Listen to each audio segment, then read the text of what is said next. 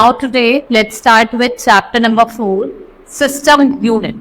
In this chapter, we will study about some system unit. जैसे आप CPU देखेंगे, CPU क्या होता है? CPU is a brain of computer, से central processing unit का. CPU is a brain of computer. The full form of CPU is central processing unit. क्या है? Full form central processing unit.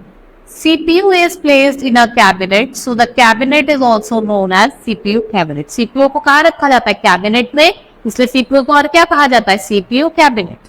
It is also known as system unit. इसे और क्या कहा जाता है? System unit. It controls all other functions of the computer. It has many buttons, drives and port on. ये क्या करता है? जितने भी पार्ट्स है कंप्यूटर के सबको कंट्रोल करता है और इसके साथ बहुत सारे पोर्ट्स होते हैं और डिवाइस अटैच्ड होते हैं. Power button is used to turn the computer on and reset button is used to restart the computer without turning. Reset button जो होता है कंप्यूटर को बिना बंद कर उसको दोबारा से रिस्टार्ट कर सकते हैं और पावर बटन क्या होता है? कंप्यूटर को ऑन करने.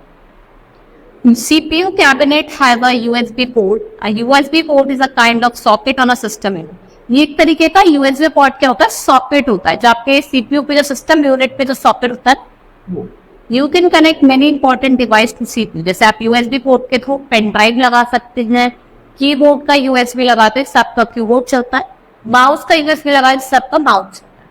अब इनसाइड द सिस्टम यूनिट के अंदर क्या होता है?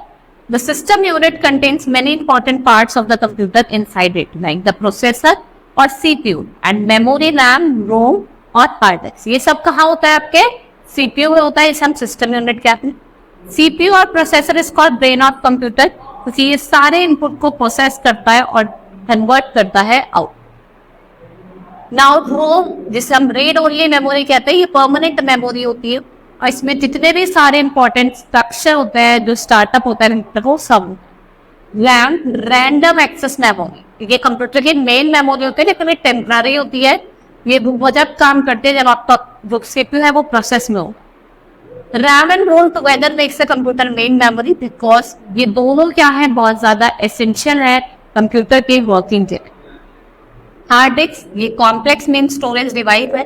ये परमानेंटली जो वर्क होता है कंप्यूटर को उसको स्टोर कर. हार्ड डिस्क और other memory device CD, DVD इन्हें हम स्टोरेज डिवाइस कहते हैं क्योंकि इसमें हम क्या करते हैं? अपने डाटा को परमानेंटली प्रोसेस करके स्टोर कर ले.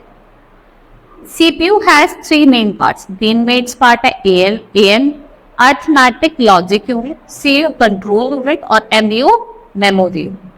Arithmetic logic unit जो है वो किसके लिए टास्क है? कैलकुलेशन के लिए. कंट्रोल यूनिट सिग्नल्स कंट्रोल करती है और डाटा का जो फ्लो है उसे भी कंट्रोल करती है. Memory stores the temporary data, ये डाटा को मेमोरी टेम्पररी स्टोर करके है. Now working of the processor memory. अब जो प्रोसेसर है और मेमोरी कैसे वर्क करती है? द CPU और processor works on the input data to process. इस पे डाटा को इनपुट करके उस पे प्रोसेस करने के लिए. While the processing is taking place, CPU stores the word temporarily और RAM and takes it back whenever required. ठीक है, RAM में हम टेम्पररी स्टोर कर देते हैं और आपको जब जरूरत है आप दोबारा से ले सकते. The process output is known as output device. ठीक है, जो प्रोसेस आउटपुट आपको दिखाई देते हैं उन्हें आउटपुट डिवाइस कहते हैं. When the work is completed, you need to store it on a permanent memory. The hard disk क्या है? ये मेन स्टोरेज डिवाइस है आपकी कंप्यूटर. हार्ड डिस्क क्या होती है? मेन स्टोरेज डिवाइस होती है आपकी computer. You understood the chapter? It was very interesting. That's all for today. Thank you.